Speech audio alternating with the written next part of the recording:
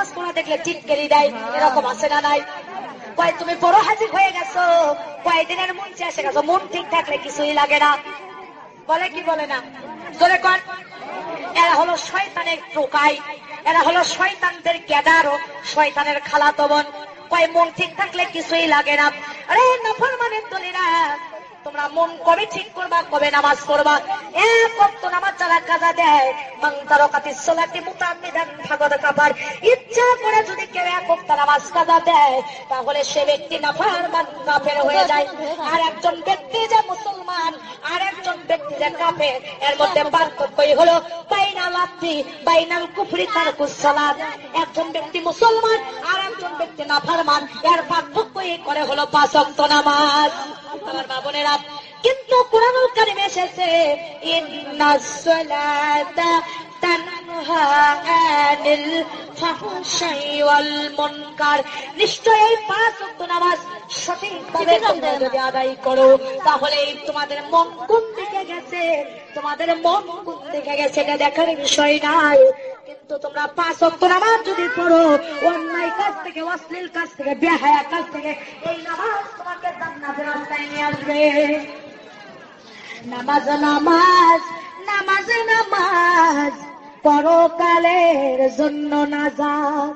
আমার মা বোনেরা, এই নামাজ আসসালাতুল মিফতাহুল জান্নাত, নামাজ হবে জান্নাতের চাবি।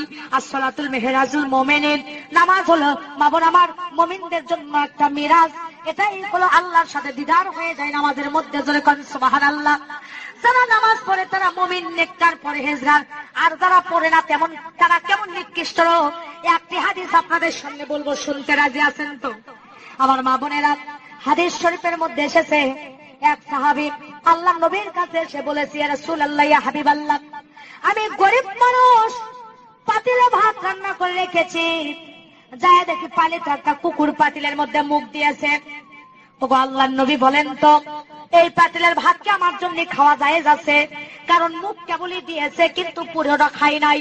আল্লাহর নবী বলছে, যাও তুমি যাই ওই পাতিলের ভাত ওই যেখানে কুকুর মুখ দিয়েছে ফেলে দাও, দিয়ে তুমি পাতিলের যেখানে আছে 7টা ধোয়া দিয়ে তুমি খেয়ে নাও।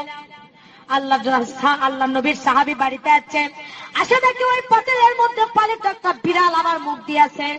আবার নবীর কাছে গেছে, একজন পোলটা বুঝবেন, যা বলছি, ইয়া রাসূলুল্লাহ, পাতিলের মধ্যে যায় দেখি গো আবার একটা পালিত বিড়াল মুখ দিয়েছে, এখন কি খাওয়া যায় যাচ্ছে? বলে, হ্যাঁ, বিড়াল যেখানেও মুখ দিল ফেলে দাও, দিয়ে ভালো খানি তুমি আবার 3টে ধোয়া দিয়ে দাও, নিয়ে তুমি খাইয়া দাও। বাড়িতে সাহাবী এসে দেখে একজন বেনামাজি মহিলা তার পাতিলের মধ্যে হাত দিয়ে ভাত বেড়ে নিয়েছে। কিন্তু আবার নবীর কাছে গেছে, মহিলা জানে না কুকুর মুখ দিয়েছে, বিড়াল মুখ দিয়েছে।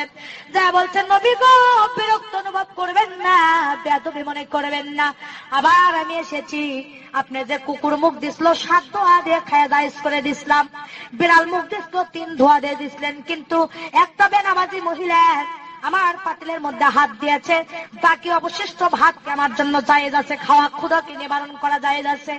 আল্লাহর নবী বলতেছে, না না ও সাহাবী, কুকুর খেয়েছিল 7 ধোয়া দিয়ে জায়েজ করে দিছিলাম, বিড়াল মুখ দিয়েছিল 3 ধোয়া দিয়ে জায়েজ করে দিছিলাম, কিন্তু একটা বেনামাজি মহিলা ওই পাতিলের মধ্যে হাত রাখার কারণে 500 ধোয়া দিলেও তোমার জন্য জায়েজ নাই। কারণ একটা কুকুরের চাইতে, বিড়ালের চাইতে বেশি নিকৃষ্ট, বেশি নাপাক জাতি, ঘৃণিত জাতি একটা বেনামাজি মহিলা। নাউজুবিল্লাহ, জোরে কোন।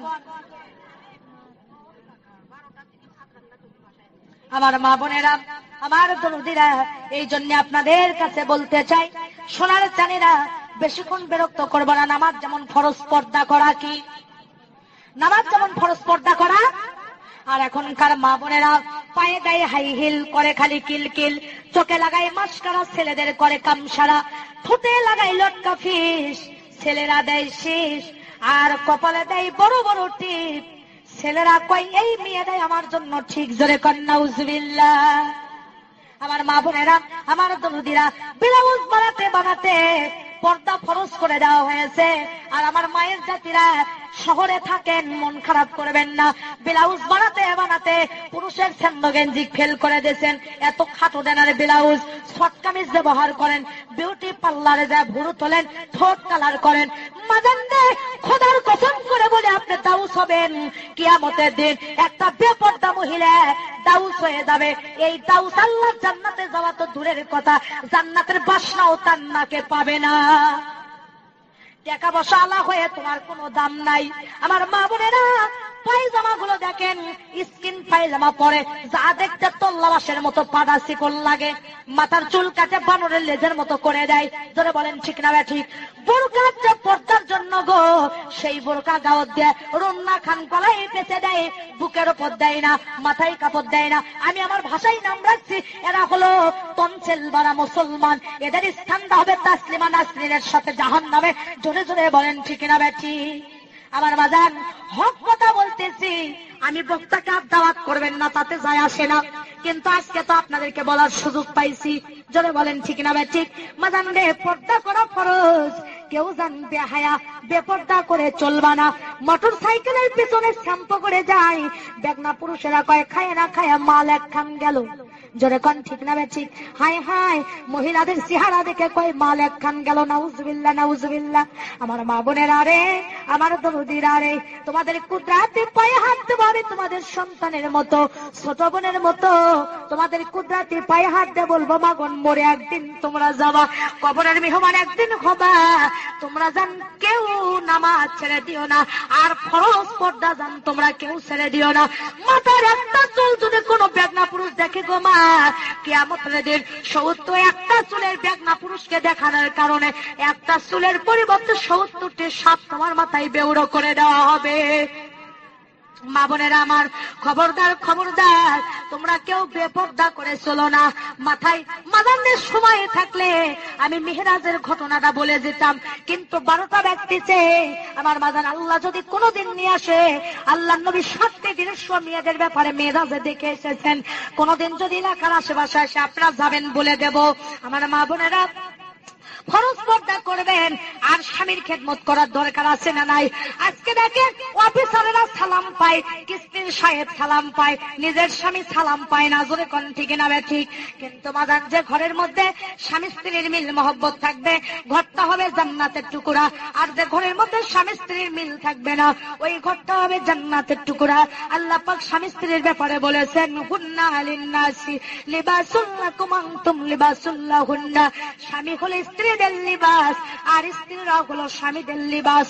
দুইজন দুইজনকে লিবাস হিসেবে বলা হয়েছে। রে আমার মায়ের জাতিরা, আপনারা যা একে অপরের লিবাস। স্বামীকে মাঝে মাঝে গোসল করে দেবেন, স্বামীর সাথে রুক্ষ মেজাজে কথা বলবেন না, হাসি মুখে কথা বলবেন, আর স্বামীকে সালাম দেবেন। হযরত আয়েশা সিদ্দিকা হুজুর সাল্লাল্লাহু আলাইহি সাল্লামকে মাঝে মাঝে গোসল করে দিতেছেন। একদিন হুজুরকে আয়েশা গোসল করে দিচ্ছে, হুজুরের খুশির চাপা লেগে আম্মা আয়েশার বুড়ো লোকের আঙ্গুল ফেটে গেছে। হুজুরের গায়ের সাথে পানি ঢালতে রক্তের বন্যা বয়ে যাচ্ছে। আর নবীজি আমার ধাপে দাঁড়াছে, দাঁড়িয়ে বলে, ও আয়েশা, তোমার পানি যে ঢালি তো রক্ত কিসের বন্যা বয়ে যায়? আয়েশা বলছি, ইয়া রাসূলুল্লাহ, আপনার গায়ে যখন পানি ঢালে আপনি যে খুশিতে বসে আছেন, আপনার খেদমত করতে যাইয়া ওই খুশির চাপা লেগে আমার বুড়ো লোকের আঙ্গুল ফেটে গেছে। নবী বলে, আয়েশা, তুমি একবার আহাউ হু করনি কেন? তোমার কি কষ্ট হয়নি? আয়েশা বলছে, ইয়া রাসূলুল্লাহ, আপনি তো আমার একদিকে স্বামী, একদিকে আল্লাহর নবী, আপনার খেদমত করবে যাইয়া আমার কলিজাও যদি ফেটে যেত, আল্লাহ রাসূলকে খুশির থেকে উঠে দাঁড়ানোর কথা বলতাম না। মা বোনেরা, আল্লাহর নবীর 11 জন স্ত্রী ছিল, এক এক স্ত্রীর এক একটা গুণ।